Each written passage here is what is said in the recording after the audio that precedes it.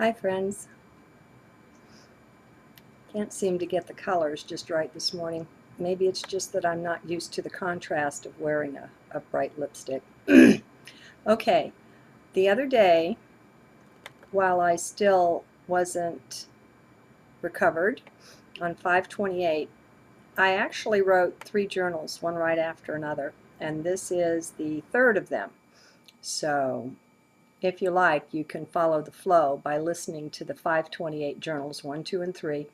The Mayan day was 3 deer or hand, and this one is called The Good and Bad News About Entering Heart, Letting Mind Go, the Overflowing Cup. Yeah, I do seem to have some themes that repeat, don't I? Oh well, it is what it is. Okay, there's something else that wants to be said here, but darned if I know what it is. So let's go and see what comes through. We have been taught a real fear of darkness, as if it is evil. Well, it's not. It's just dark, and it's in both me and you, guaranteed.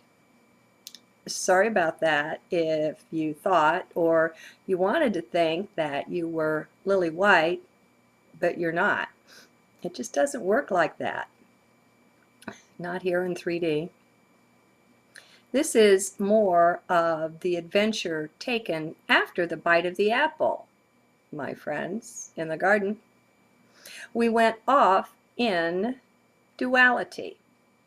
We saw things suddenly as good and bad, light and dark, right and wrong, all of that, as separate. Back then, though, we knew, even while seeing the separateness, that things were still one. It's over time, I think, that we lost that and got lost in separateness. As we rise up in consciousness now, we see more accurately that things are both light and dark. Alan Watts was really good to lecture on that. I think that's his name, the British gentleman who has so very many hours of lectures available on the web.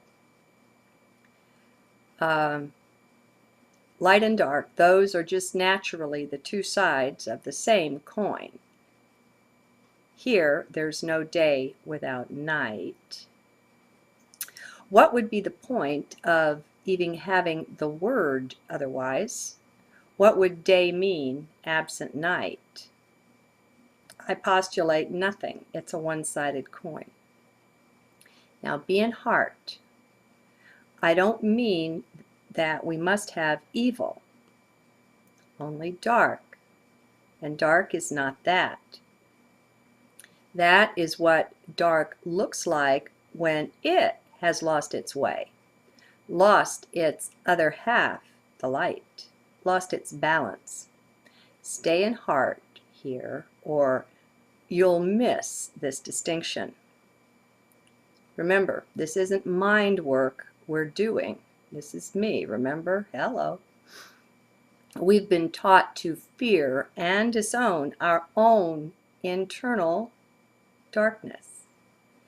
Now, this is ludicrous, but mind won't see that. Not in a million years. This takes heart. All of our transcendence relies on what I call heart, but don't get lost in the words. Like Eckhart says, words are just pointers. They aren't the thing pointed to, any more than reading the menu is eating the meal. Be in heart. Being in heart is eating the meal. Getting this stuff, making the mental connections, is reading the menu. It's nice, it's interesting, but not the real deal, and not even necessary. You can eat a meal without having read about it on a menu. The body, the stomach, has no use for paper and ink. Yet mind can't tell the difference. 3D mind isn't found in the heart. It can't enter there. And sorry, that's just how it works. That is higher mind's space, not 3D mind. I don't know why or even how. It just is. That's been my experience. Haven't read the menu about that one yet. What about you? How far have you gone with this, if anywhere? How much have you let go? Are you even in the process of letting anything go? Or are you still in collection mode, the mode of adding to self? That's what mind does, always accruing, always adding to its stock, whether of physical or mental goods. Letting go isn't in mind's vocabulary. Have you noticed that? Mind isn't interested in this thing called surrender, in stepping back. It fears that. It is not interested either in this thing we call emptiness. Initially, that is sheer terror for mind, something it can't even envision. But you are. You are interested in it. How do I know? Well, you've got a soul or being. Souls don't really like being trapped and hypnotized. They want to bust out to go free. It's a pretty safe bet.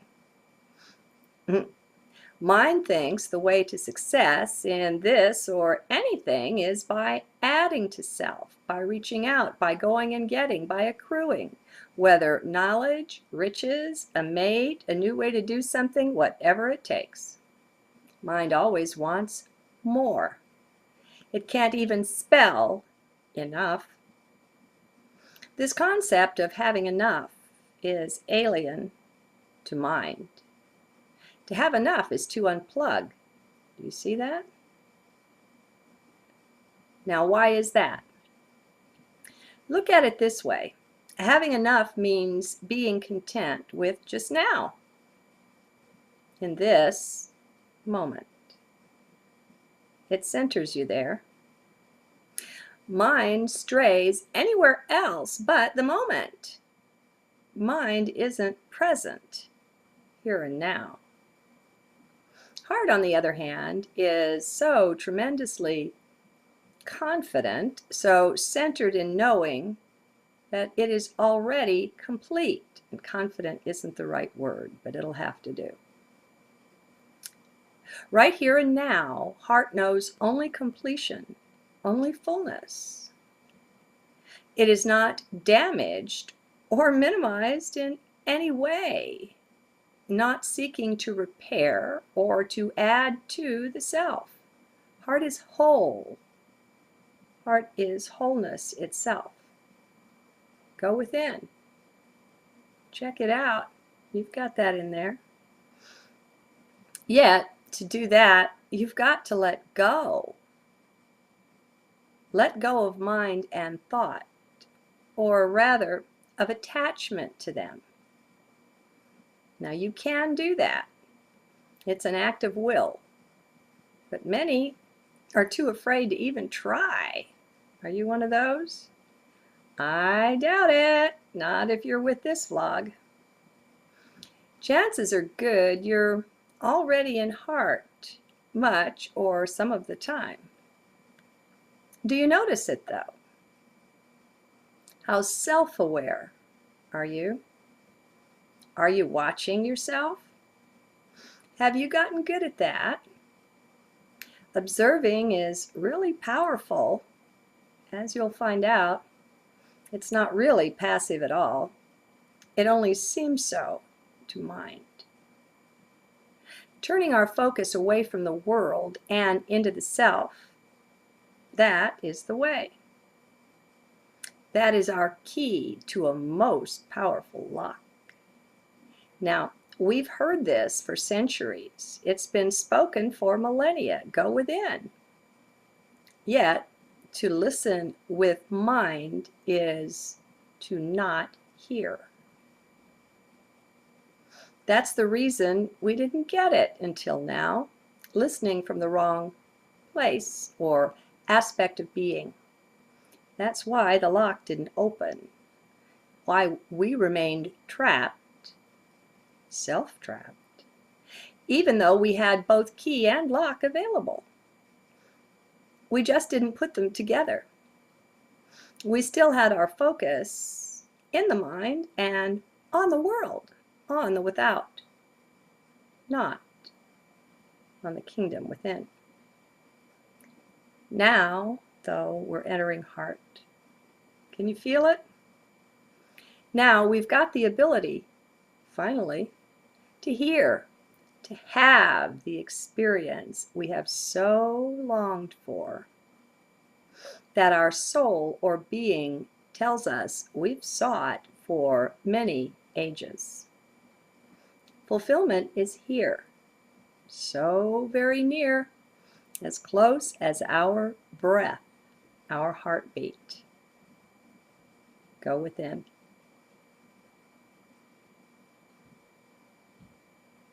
Take a pause. This is a worthy place for it. Just be still inside, not waiting for the next word. There's no waiting in heart. It isn't patience either. It's infinite, way beyond patience. Just be still inside and watch self absorbing what has been said. Do you see that going on in there? Do you sense it? I do. Give it room. Give it space. Pauses are good. They help us attune, to move in and occupy inner space. As we take new things in, internal changes are made. Things shift inside, and if we're watching, if we're sensing, we can feel this taking place. It's a really special feeling. You're feeling somewhat into your own multidimensionality when you do this. You're extending your sensing into inner dimensions. Go on, spread your wings. That's not going on in 3D. You've gone within. It's a whole new world in here. The rules, the landscape, and everything else are quite different. The 3D mind has no way to enter in. Don't even bother to try. Just be quiet. Be still. Yeah, just like that. Emptiness, not fullness. Letting go, not taking in, not reaching out. This already is. There's nothing to take in.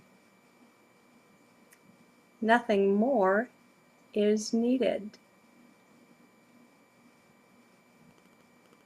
Taking in becomes a foreign concept. This is really enoughness. Enter isness. Enter simple being. Feel the wholeness inside, the endless space of this. the empty fullness.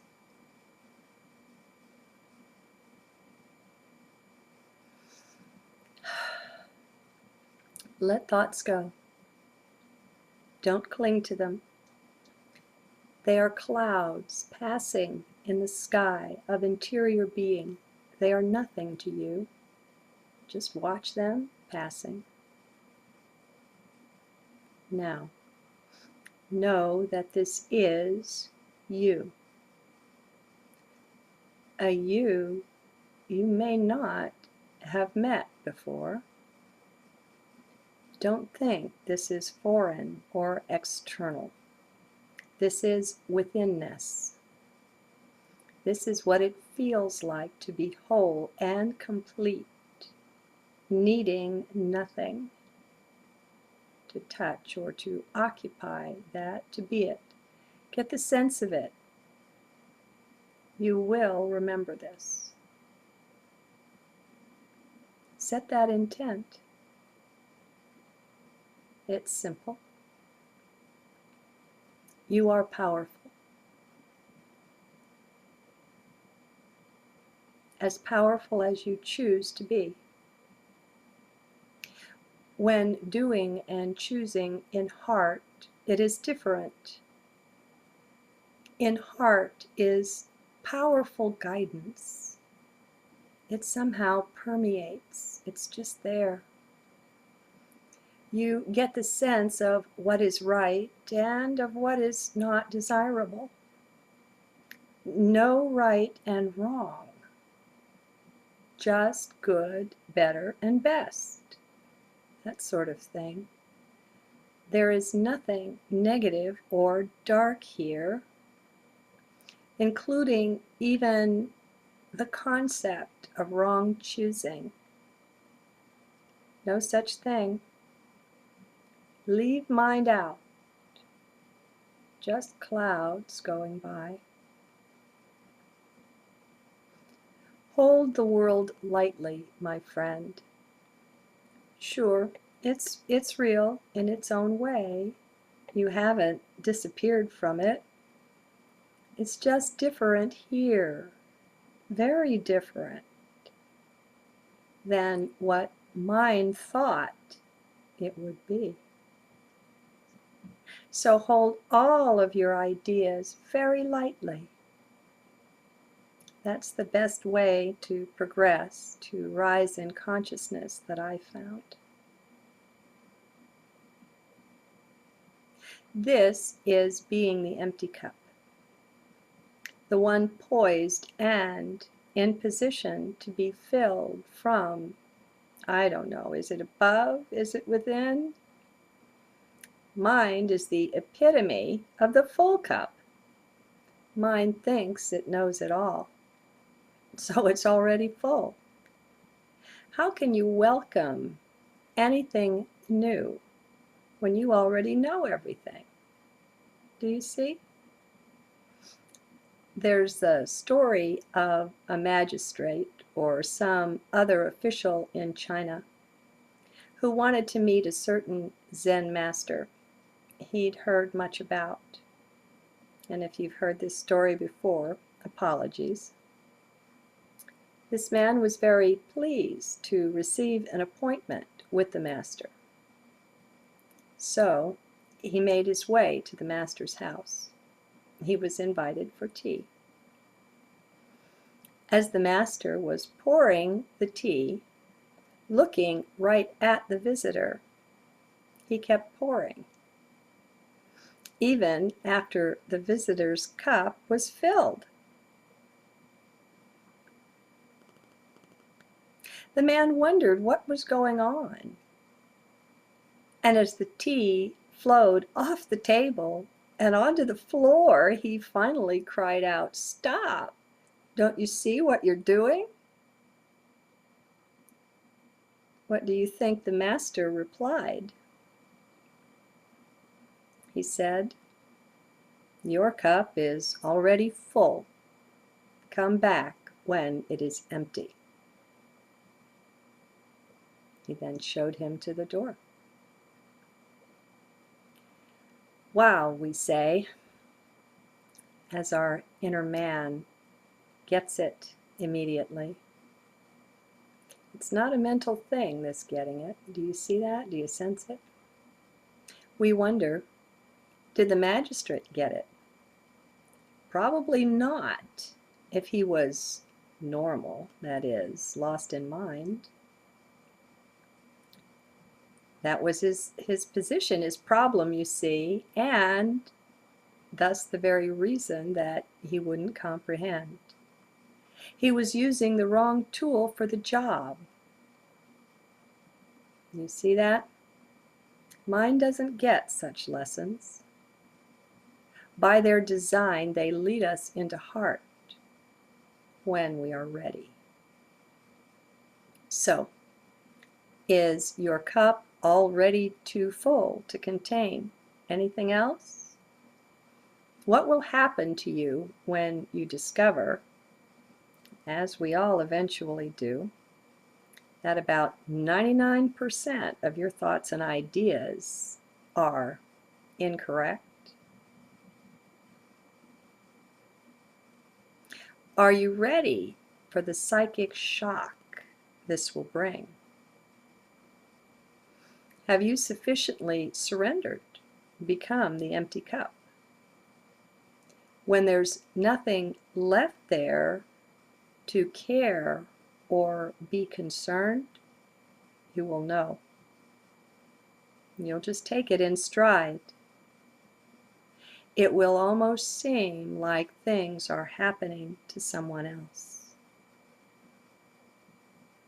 These things, the things you discover that rip apart what you thought, what you believed, they will bring shocks. There will be the pain readjustment brings, as the being is cleared out of the false information, misunderstandings, the untruths. This is just natural. It is not bad. Uncomfortable, not bad. You were not wrong. Nothing is bad. Things just are. This is beingness. In your higher self, you see that. This you know. In heart is your contact point with that knowing. Go within. And now, be empty. Just let go. Don't entertain any thought. Turn off the phone, the TV, the radio, even the internet for a bit. Give yourself some real time, even if it's only for a few minutes. Not the small part of self you offer when you're plugged into all of these things. My God, take a walk without the cell phone for a change. Your life won't be destroyed if you miss a call. Let them leave a message. Take some time just for you. You deserve that.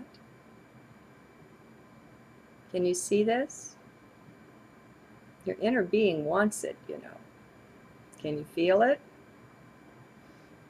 Do you feel your resistance to it? Good. Take a look at that. Take some quiet time for just observing. And remember, this resistance is neither right nor wrong. It just is. No judgment. Just neutral. Just isness. Enter the peace that is isness. Simple being. Judgment is strictly of mind. clouds passing by. You may wave to them and send them on their own merry way. Time to step into your own divinity, my friend. It's been a long time. You just forgot.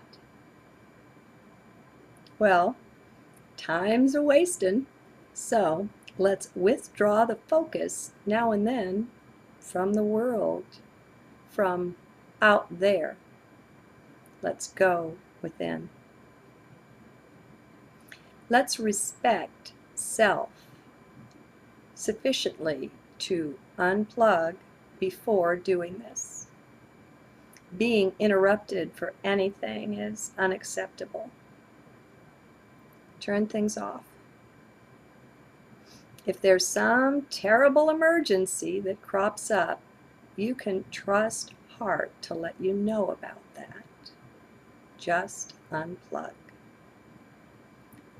Let go the terrible grip you have on these gadgets, these techno toys. So you can one day realize this is the grip that they have on you. This is a part of your programming. Empty the cup. If you don't do this, then my challenge to you is that you don't even know yourself in the least. You're afraid of being alone with yourself. So you haven't a clue who you are, or even what you are. Now, while we can attribute much of the programming received growing up, whoops, gotta pause. Okay, folks, this is interesting. You heard the doorbell, I expect. I'll cobble this together so it'll seem like one video, but obviously I paused to go answer that. I've been expecting a delivery, a package, and it's been late. And I was really glad to receive it. But, you know, everything is higher self, is source talking to us.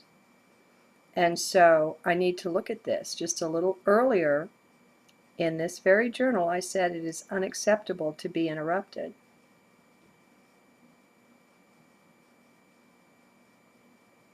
And even as I was saying it, I had some concern because you will be. Things will happen. And so, to flesh that out, our attunement gets better and better. It doesn't start out like that because we're in mind, and attunement is a thing of heart. Sure, mind can put pieces together and make likely predictions and proposals and can try to figure things out. This isn't that. Real attunement comes from being there, from knowing these things. Within me, on a non-conscious level or unconscious or subconscious level, I knew the package was coming today, and I knew where the driver was and when it would arrive. And yet, things were arranged in such a way that this occurred for me. It draws attention to the fact that I said being interrupted is unacceptable. It's not. Life just is, and acceptance is what we want. So that wasn't well said. I think what I was trying to say was that we need to do the best that we can, that's within our power and control, and that comes into our thought about unplugging or turning the volume off on the phone or disconnecting or whatever. I used to answer every call that would come, even though I have caller ID and I might know it was a salesperson or something, you know. I would answer. But as I've gone into heart, I mostly don't answer the phone. I mean, if I don't know who it is, I'm just not so concerned and I'm not so curious, and I figure I have a message machine. They can leave a message, and if it's important, they will do that. And it's a letting go. It's an unplugging. It's just how we constantly find that we can empty the cup. You don't dump the cup out all at once, you know. It kind of dribbles out for a while. And I think it's meant to. This isn't meant to be such a huge shock that you become dysfunctional for a while. For some individuals, awakening hits them like that. And that's perfect for them because it is. Whatever is in this way is perfect, but you've got to stay out of mind with that. People misunderstand a teaching like this when they listen to it with the mind. I don't care how well educated you are. I'm well educated too. Check it. It just isn't useful here. As a matter of fact, here it's a drawback if you can't let it go and recognize its unimportance along with the rest of everything else. So, hopefully this is useful. Boy, this is going to be a long video. Okay, so what was I saying? Oh, I was talking about if you're not willing to unplug and spend time with yourself, even if just for 15 minutes, you know, just 15 minutes, just take a walk and leave all the tech toys behind, the pager, the cell phone, the wireless gadgets, any of it. Unplug from everything and know that all of that is there for you to return to. But we get addicted to these things for whatever reason. That's not the point. The point is the addiction. That's what's in our now, and that's what we're working with. And you don't need any conspiracy theories or anything here. You don't need any thought at all. Just the recognition this is what is, and this is where I am. And you just take the current step. It's really simple and beautiful. So I was suggesting that it's a good thing to be aware of your inner resistance to do this. I said maybe you're afraid of being alone with yourself, and if so, you haven't a clue to who or even what you are.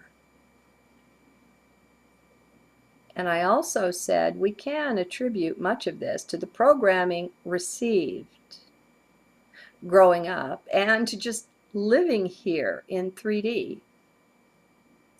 Yet at a certain point, you have to take control of your own will to make the choice to step up and out of that programming. And that's what is called for here. There is good news in spite of this. You will find, if you pursue the way of emptiness, that all your troubles and trials are mind-based, and you'll realize that you're not the mind. That empowers a simple backing away from them, those troubles, a disidentifying. You eventually do this with great ease. You find these troubles and woes that seemed so very real before to not be a part of self at all. It's truly amazing. The bad news? There are no shortcuts. You have some work to do. Our free will muscles have grown flabby in the laziness of being so programmed. We gave our will away. We have found all of our choices largely pre-made for us, pre-programmed. We're basically told what to do, to think, to say, and even how to do so. We're hemmed in all around in the rules and regulations of others. We thought they were ours, our choices. Not so. Choice or free will does no good at all if you don't exercise it. Idle talk about it doesn't count, nor does mental understanding. Sorry.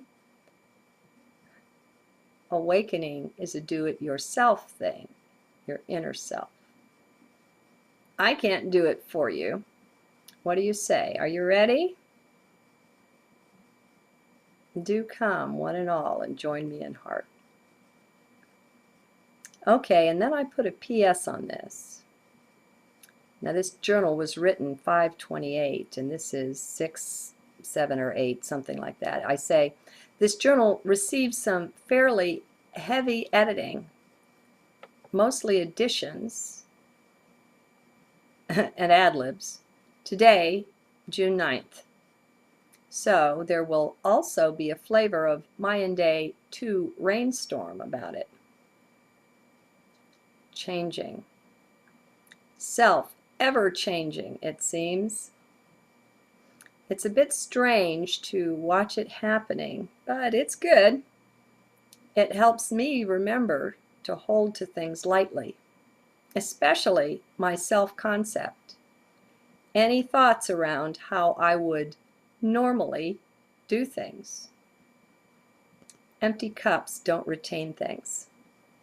They just keep emptying out. Great and abundant blessings to you, my heart friend. Find me there.